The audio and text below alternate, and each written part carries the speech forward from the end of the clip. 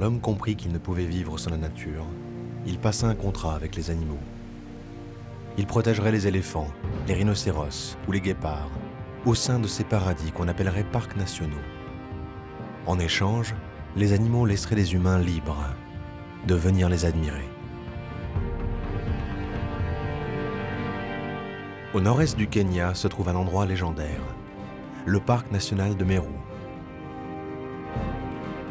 Un Éden pour les animaux pendant de nombreuses années, mais qui fut ravagé par la guerre et par les braconniers et entièrement rasé.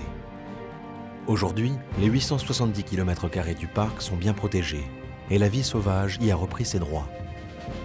Plus de 400 personnes y travaillent et y vivent. Les animaux ne sont plus en danger. Ils peuvent s'y ébattre en toute quiétude.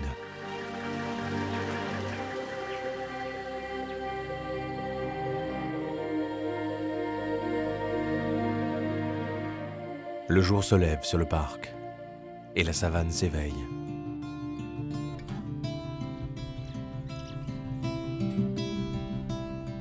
C'est le temps des amours pour les girafes réticulées, ces géantes à la belle toison rouge et blanche.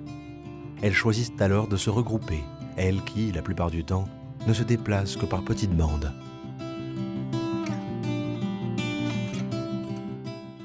Les mâles et les femelles entrent dans une période de séduction. Et chez les girafes, tout passe par l'odeur. Ces trois mâles au garde à vous n'attendent qu'une chose, être choisis par la gracieuse femelle qui s'approche d'eux.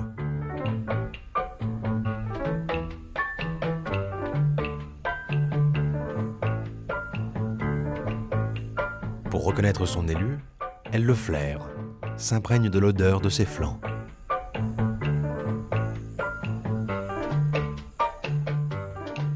Eux vont faire de même. C'est ainsi qu'ils repèrent les girafes prêtes à l'accouplement, à l'odeur, une histoire chimique de phéromones.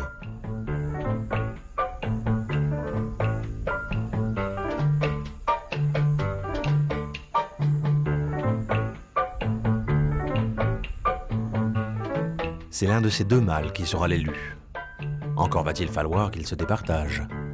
L'heure du combat est toute proche.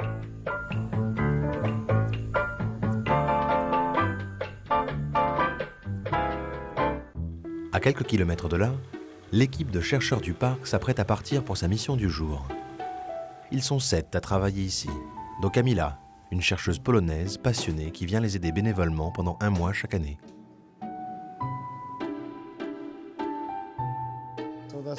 Bon, ça c'est la mission de demain. Il faut qu'on répartisse bien nos équipes.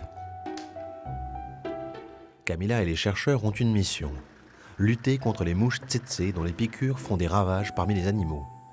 Mais chaque semaine, la première de leurs tâches est aussi de contrôler le niveau et la qualité des eaux. Ça a l'air d'être bas. C'est descendu en dessous de 44. Au passage, les chercheurs en profitent pour faire un peu de ménage. Il faut qu'on récupère ces bouteilles. On va les remonter.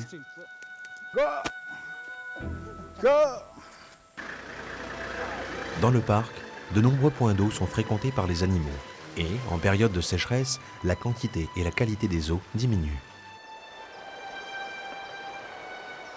Degré d'acidité, salinité, il faut tout vérifier pour protéger les animaux.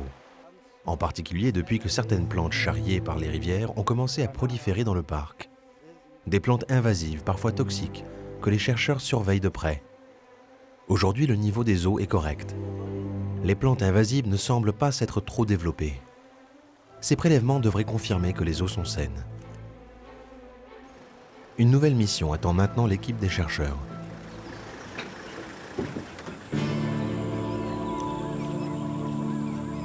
Dans le monde, ils ne sont plus que 2000. Et dans le parc de Meru, il y en a 8. Des zèbres, mais d'une espèce particulière, avec des rayures fines et de grandes oreilles rondes.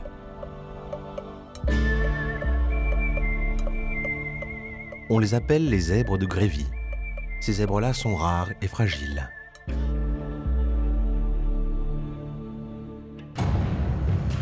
Au coucher du soleil, hier, l'un d'entre eux a été attaqué par un lion et blessé au flanc gauche.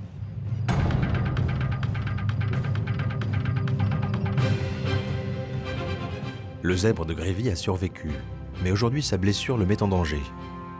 Pour ses deux compagnons de route, cet animal blessé devient un fardeau. Pour survivre, ils doivent le laisser derrière eux. Du haut de leur perchoir, les vautours attendent déjà leur tour. Ils savent que la mort plane sur la savane.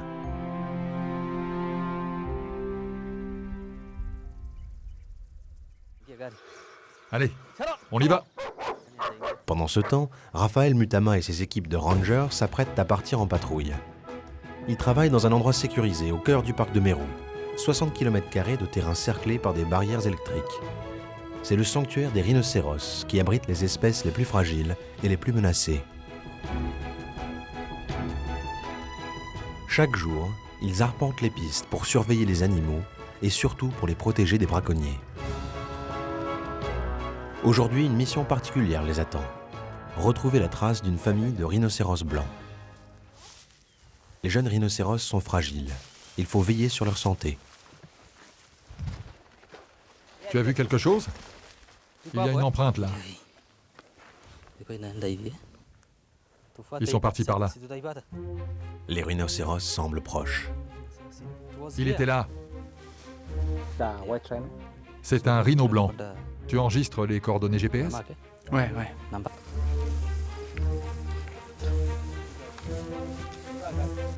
Regarde, ça c'est une marque de rhinocéros noir. On dirait qu'ils ont dormi ici. Et après, ils sont partis par là. Raphaël sait qu'il faut se montrer patient et ne négliger aucun détail pour retrouver la piste des rhinocéros.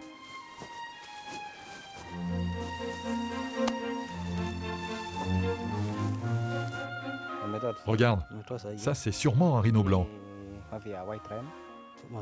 Ah oui, il n'y a pas de doute, c'est bien ça.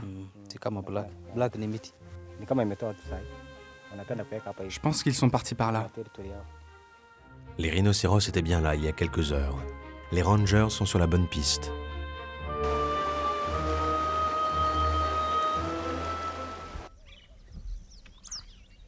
Un peu plus loin, en effet, les voici. S'il est un mammifère fragile, malgré son apparente robustesse, c'est bien lui, le rhinocéros. Tana, la maman de la petite Amina, tout juste 2 ans, en sait quelque chose. Elle et son compagnon, Bharati, veillent sur leur petite protégée.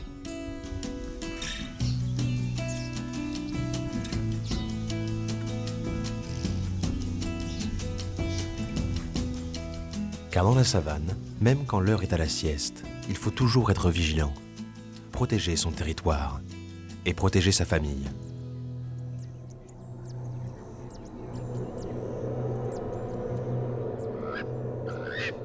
La petite Amina est curieuse. Alors que ses parents se sont assoupis, quelque chose a attiré son attention. Une autre famille de rhinocéros qui s'est approchée d'eux et dont le mâle se rapproche dangereusement. Bharati dort encore, inconscient du danger. Curiosité ou témérité, Amina s'approche, prête à repousser l'étranger. Fera-t-elle le poids face à ce rhinocéros adulte de plus de 3 tonnes ?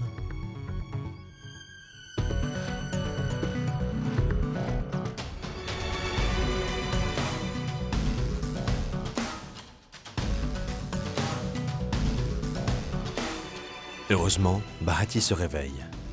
Un étranger menace la famille et c'est à lui de la défendre. Tana et Amina s'écartent du danger.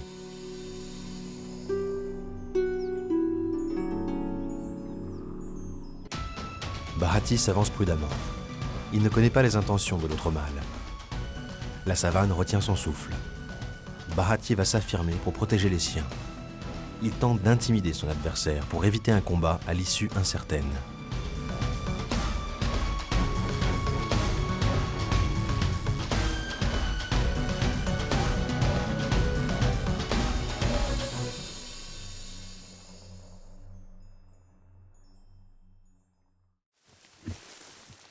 De leur côté, Raphaël et sa patrouille de rangers touchent au but. La population de rhinocéros blancs s'amenuise. L'an dernier, l'un d'eux a été tué par un braconnier. Dans le parc, ils n'en sont plus que 72. Raphaël découvre enfin une maman qui veille prudemment sur son bébé.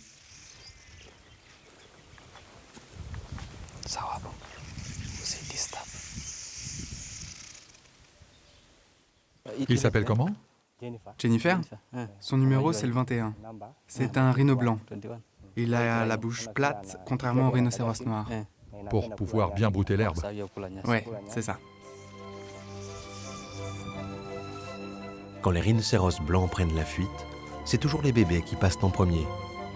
Chez les rhinocéros noirs, c'est le contraire. En tout cas, Jennifer et son petit vont bien. Pour les rangers, il est l'heure de rentrer à la base.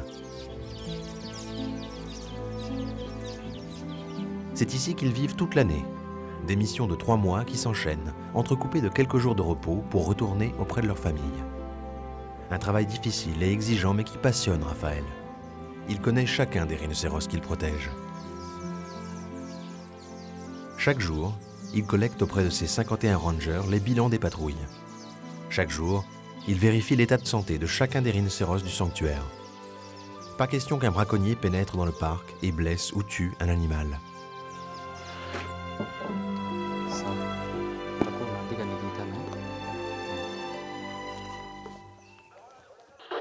Bloc 9, confirmez l'activité.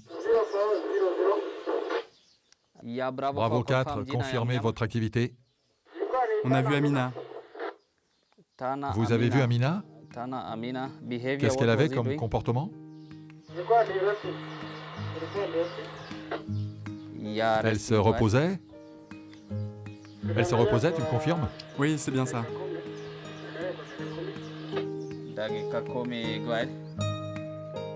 Pas le temps de se reposer en revanche pour Raphaël. Il lui faut déjà reprendre son arme pour repartir patrouiller 24 heures sur 24 au service des rhinocéros.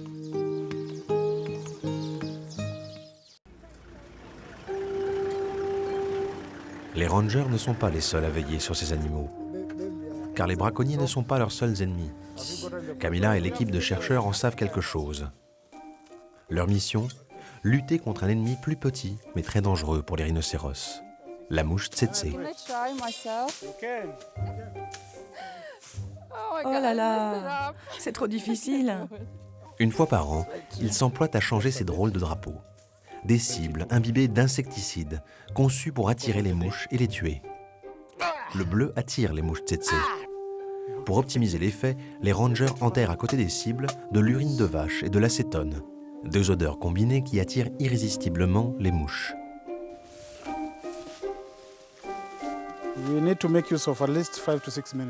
Quand les mouches tsetse arrivent, elles sont attirées par les cibles, alors elles se posent dessus. Et en à peine 8 minutes, une fois qu'elles se sont envolées, elles meurent juste à côté.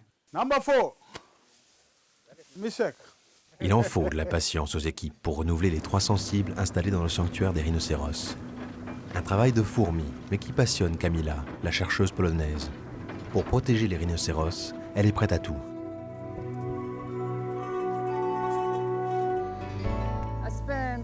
J'ai passé 5 saisons à Tsavo-Est pour la recherche et je ne sortais jamais de la voiture.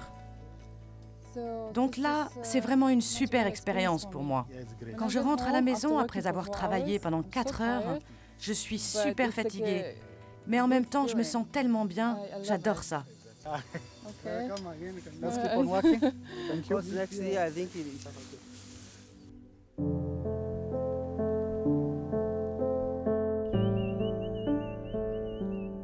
Bharati, le rhinocéros blanc, a réussi à repousser l'adversaire qui menaçait sa famille.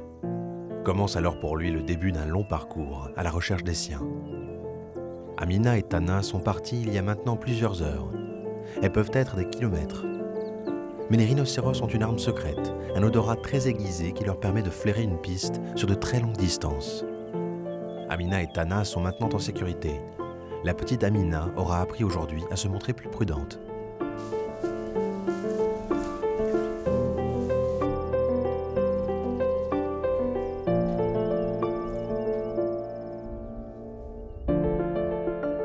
Bharati, grâce à son instinct exceptionnel, repère la trace de sa famille. Il sait que les siens sont tout proches.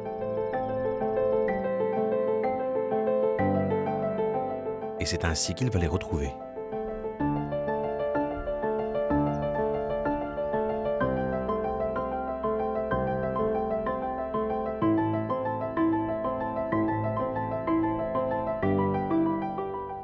Un père protecteur et aimant, qui sait que même pour eux, les rhinocéros, la savane peut se montrer dangereuse.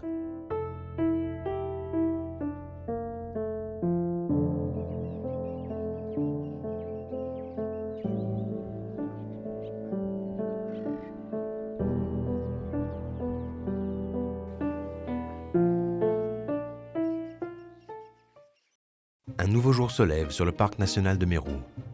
Pour les animaux, l'heure est à la toilette. Les hippopotames ont rejoint la rivière. Ils y passeront toute la journée pour se rafraîchir.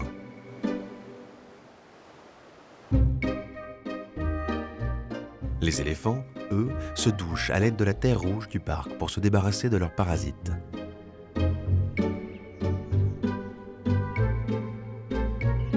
D'ailleurs, ce jour-là, la plupart des animaux arborent la couleur rouge de Meru en guise de pelage.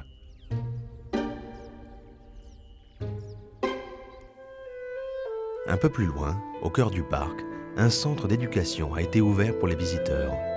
Un véritable musée de la connaissance. C'est ici que travaille Liliane Aberi. Aujourd'hui, elle a une mission bien particulière dont elle va rendre compte à William Kiptoo, le directeur du parc. Aujourd'hui, on se prépare à aller dans une école. L'école est à 1 heure environ, vers la jonction, et on va aller voir une classe avec des étudiants qui sont en 7e et 8e année. Continuez comme ça, c'est bien. Les gens peuvent changer en apprenant à aimer les animaux peu à peu. C'est bien d'apprendre ça aux jeunes. Quand ils grandiront, ils sauront que les animaux ne leur appartiennent pas, mais qu'ils n'appartiennent qu'à eux-mêmes. Liliane a rendez-vous dans une école primaire pour parler du parc et montrer aux enfants combien il est important de protéger les animaux.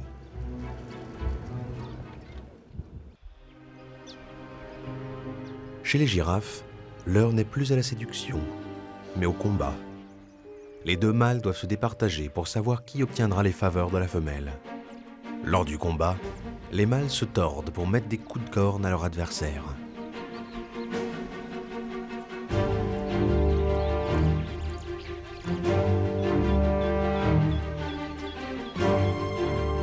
La femelle observe ses prétendants se battre pour elle, dans un combat acharné que l'on peut voir aussi comme un ballet gracieux. Le cou des girafes est composé de 7 vertèbres, le même nombre que chez les humains et chez tous les mammifères. La plupart du temps, les coups de corne ratent leur cible, mais parfois elles l'atteignent.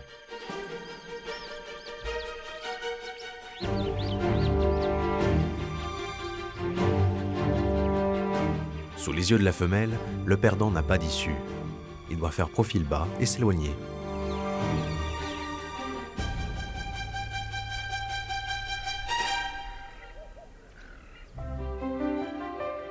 Liliane est arrivée à l'école primaire.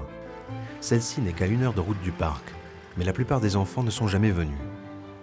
Il faut leur faire comprendre combien la vie sauvage est importante pour qu'ils aient envie de la protéger.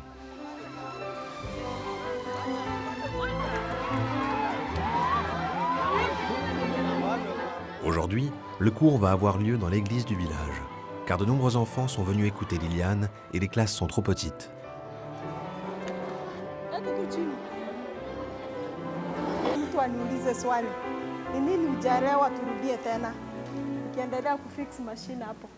Mon nom est Liliane Aberi et je travaille au parc national de Meru. Savez-vous quel métier on fait, nous les rangers? Quelqu'un peut me répondre? Vous protégez les animaux. On protège les animaux sauvages. Allez, on l'applaudit. Quelqu'un d'autre? Notre travail, c'est de conserver et de protéger la vie sauvage du Kenya. On aime vraiment notre métier parce que dans notre pays, les animaux ont une grande valeur. Les éléphants, les lions ont une grande valeur. Un discours, puis un film qui raconte l'histoire d'une famille de braconniers qui tombe malade après avoir mangé de la viande de gazelle. Vous voyez, c'est mal de manger de la viande d'animaux sauvages. Il ne faut pas manger cette viande. On aimerait vous inciter, en tant que jeunes Kenyans, à devenir les ambassadeurs de votre pays. C'est à vous de protéger cette vie sauvage. Pour remercier Liliane, les élèves vont lui offrir une petite danse censée la protéger des moustiques qui fréquentent le parc et pourraient la rendre malade.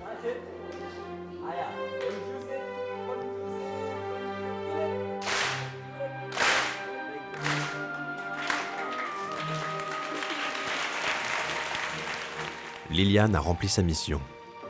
Grâce à elle, ses enfants auront pris conscience des richesses qui peuplent leur pays et de l'importance de les protéger.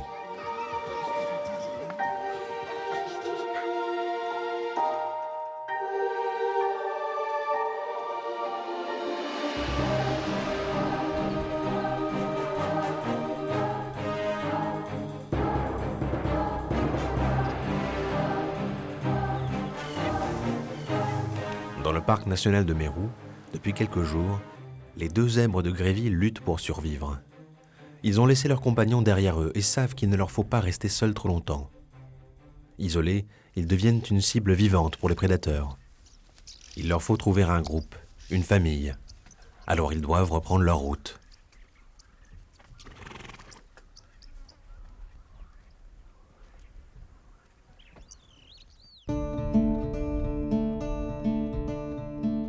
La girafe femelle, elle, a enfin trouvé son partenaire. Il lui a montré qu'il serait à la hauteur de ses attentes, en gagnant son combat contre l'autre mâle. Tous deux vont pouvoir déguster maintenant leurs amours. Et dans 15 mois sûrement, la femelle mettra au monde un petit girafon, nouvel habitant du parc de Meru.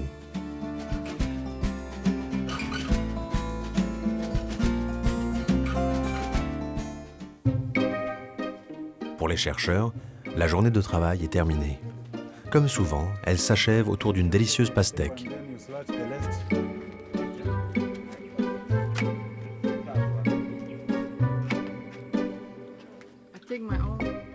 Dans quelques jours, Camilla rentrera chez elle.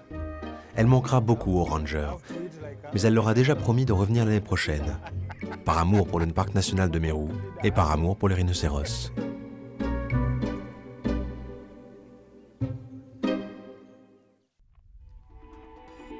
De leur côté, les zèbres de Grévy ont repéré un groupe. Les zèbres communs sont un peu leurs cousins. Peut-être les accepteront-ils.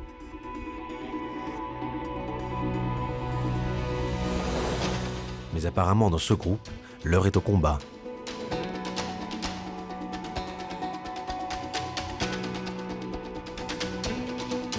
Les mâles cherchent leur nouveau leader, celui qui dominera le groupe, car de jeunes zèbres sont nés il y a peu. Eux aussi doivent être protégés.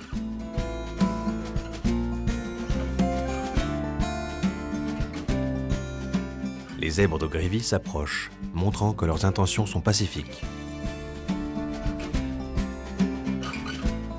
Pour ces animaux, l'union n'est pas une option, mais un choix nécessaire pour survivre.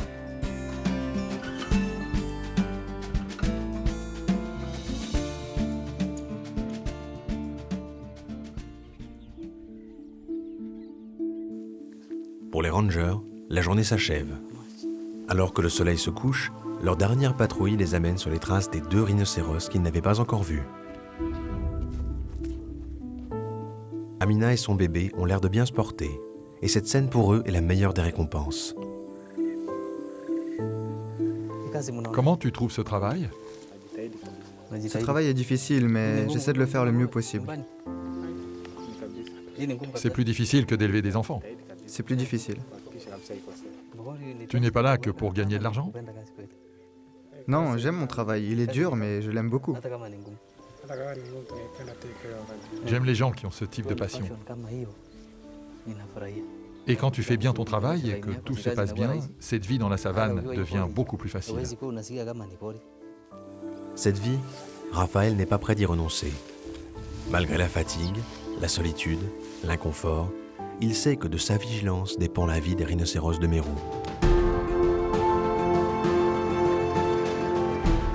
Alors cette nuit encore, comme toutes les autres, il sillonnera le parc pour veiller sur les animaux.